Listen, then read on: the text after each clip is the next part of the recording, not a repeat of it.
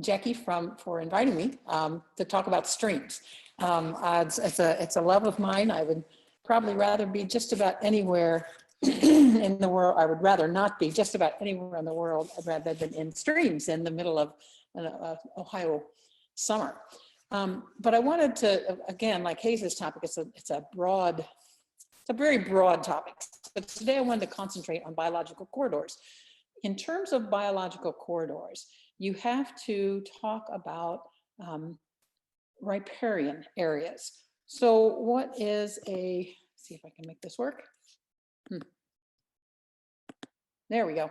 So what is a riparian area? It is simply the place where water meets land. And because the presence of the water influence the vegetation, you often have plant communities that are at least somewhat different than the plant communities that you would find elsewhere in the habitat.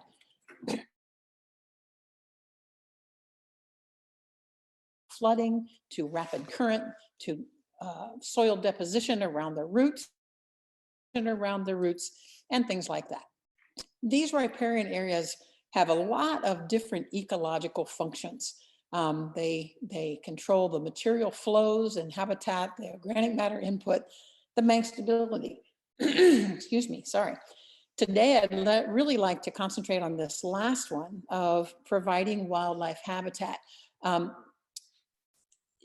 We all, if you think about what E.O. Wilson has said, we all need nature. It's not just something that is kind of nice and you go out and visit once in a while. We need it in our lives. And the presence of a natural area is important to us as humans as well as it is to wildlife. So in terms of wildlife habitat, one thing that streams do is they actually regulate. I don't know if you can see this other picture. Does that help?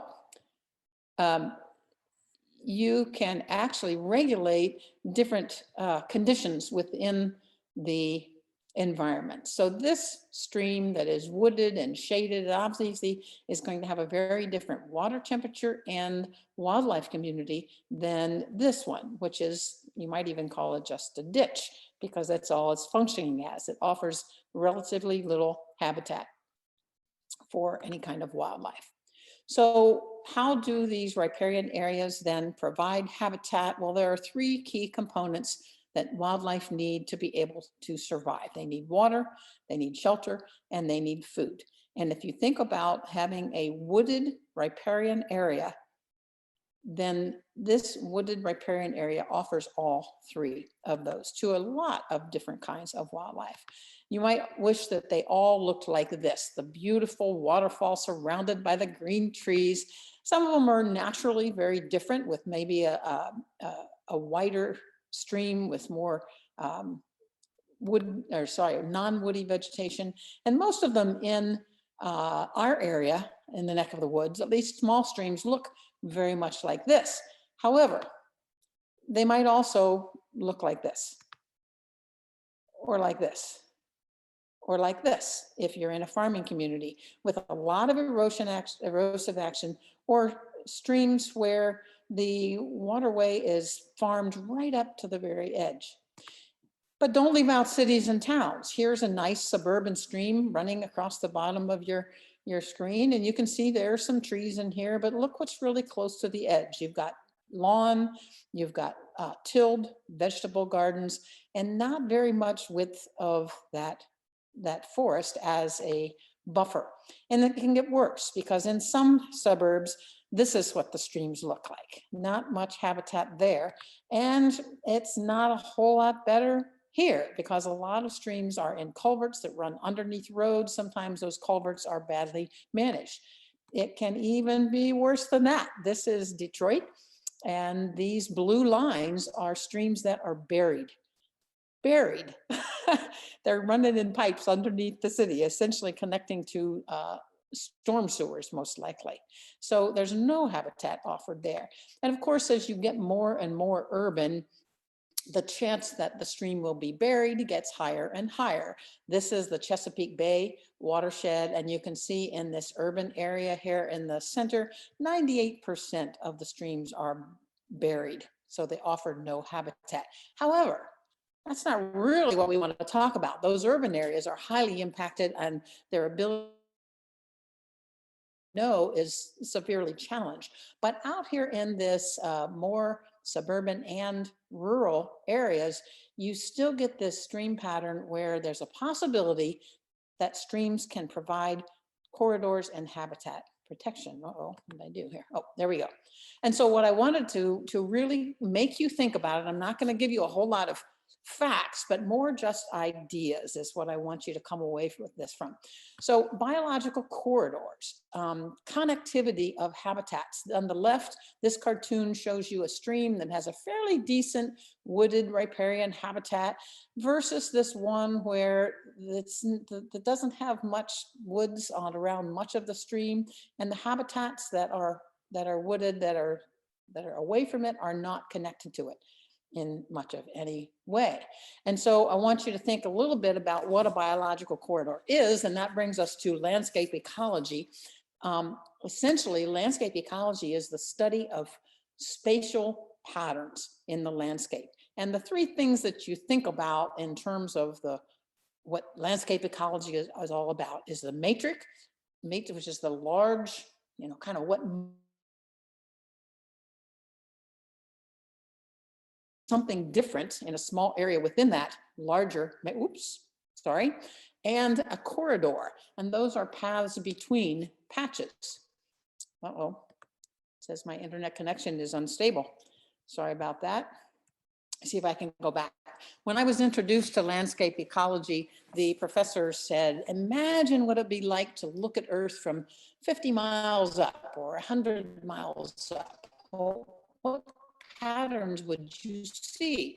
And he ran us through, well, you'd see these brown areas, green areas that look like something different than these blue areas, and maybe these white things.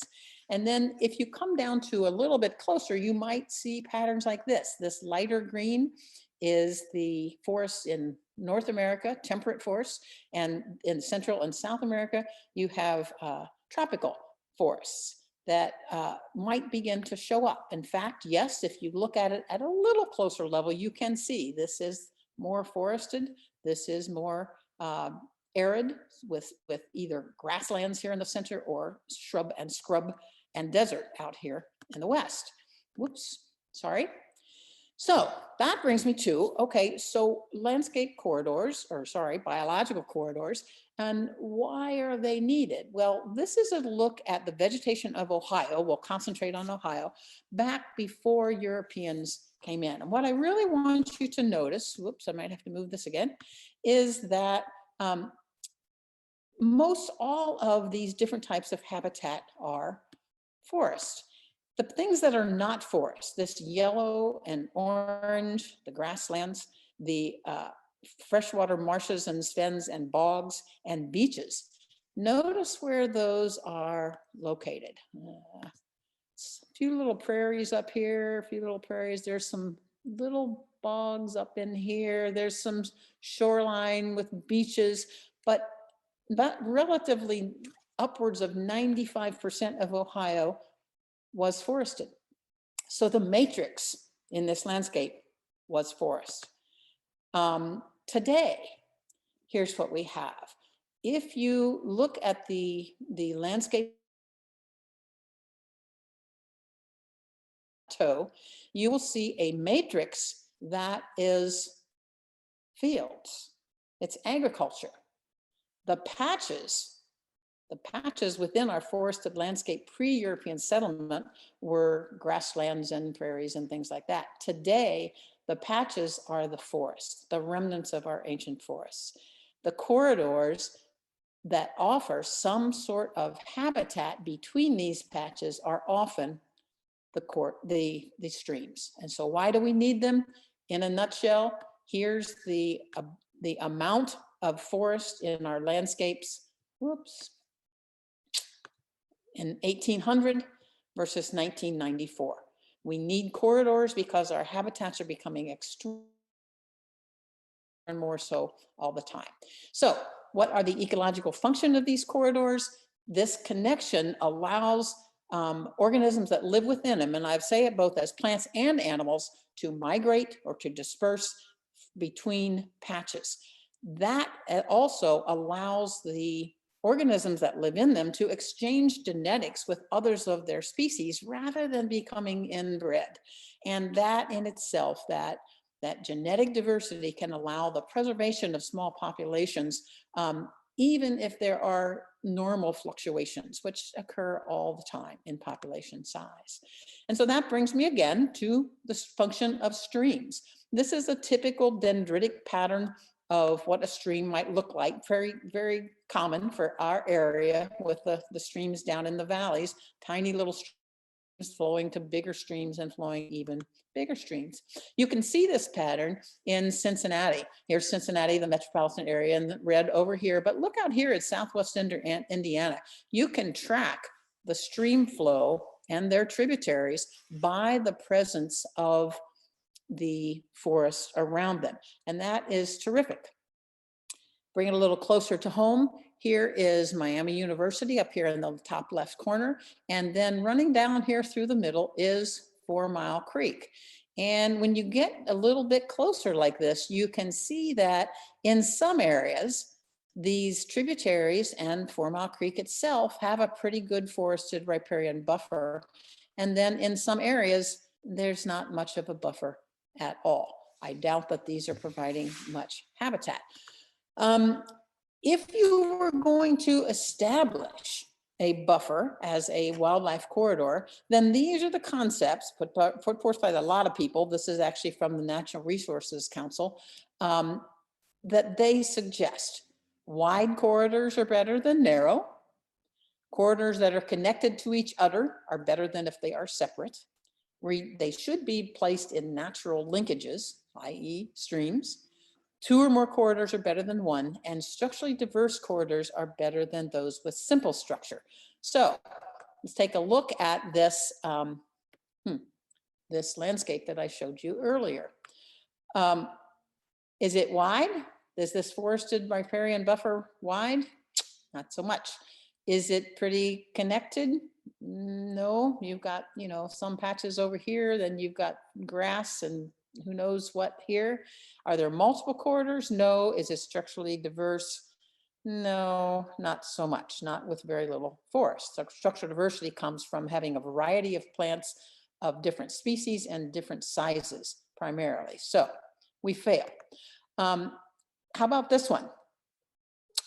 Not very wide, not very connected, certainly not structurally diverse, and offering very little habitat. So that brings us to what can we do? Well, riparian, we can increase, I have 1 minute. Okay, Hayes is telling me I have 1 minute. So we can increase the size of riparian buffers, both as an individual and organizational scale. We can increase their connection, and we can increase their quality by removing honeysuckle and replanting native plants and things like that. There are also state and federal, regulations that can be done. Here's what you might do in a suburban setting. Plant more trees, give that stream more of a riparian buffer. In an agricultural setting, here's the stream, the stream, headwater stream running through this field on the left, and what they have done with it to make it a little better. Not much habitat there though. So here's what actually habitat could look like in a stream buffer in a farm field, with grasses and wildflowers leading to shrubs, leading to trees, and then the stream rather than a simple grassed waterway. Here are a few different kinds of buffers that have been established, often through help of federal programs. As an organization, I'm on the board for Three Valley, and we are trying to, we hope to, protect all of the properties that are along 4 Mile Creek from Houston Woods all the way down to the Miami natural areas in order to connect those 2 large habitats through a biological corridor. Cities and plannings can actually do a lot. Here are some of the things that they might do. They might plan linkages of biological corridors, just like they might plan sewer lines. They can work with other jurisdictions to continue the protection. They can use community buffers as a place to preserve sense of place, and they might use different strategies like cluster housing. In more natural areas, here's a large project that reestablishing a meandering stream through these large wetland areas. And then there's one that I think we could do at Leonard Howell Park. Have you all been there down on Bonham Road? There's a large area of grassing. I see Miami's people out there mowing it a lot. And right beside it is 4 Mile Creek, but there's hardly any vegetation between the grassland and the creek. It's like, wouldn't this be nice at Leonard Howell Park? There are things that government can do, good planning and zoning. This is what Butler County says. If you're in a rural area, if you are trying to build a development, you have to have 35% open space, and those have to be concentrated on the natural features and historical and cultural elements. There are stream setbacks, in Butler County, that minimum stream setback where you cannot add buildings or structure are 75 feet on each side of the stream. So very good.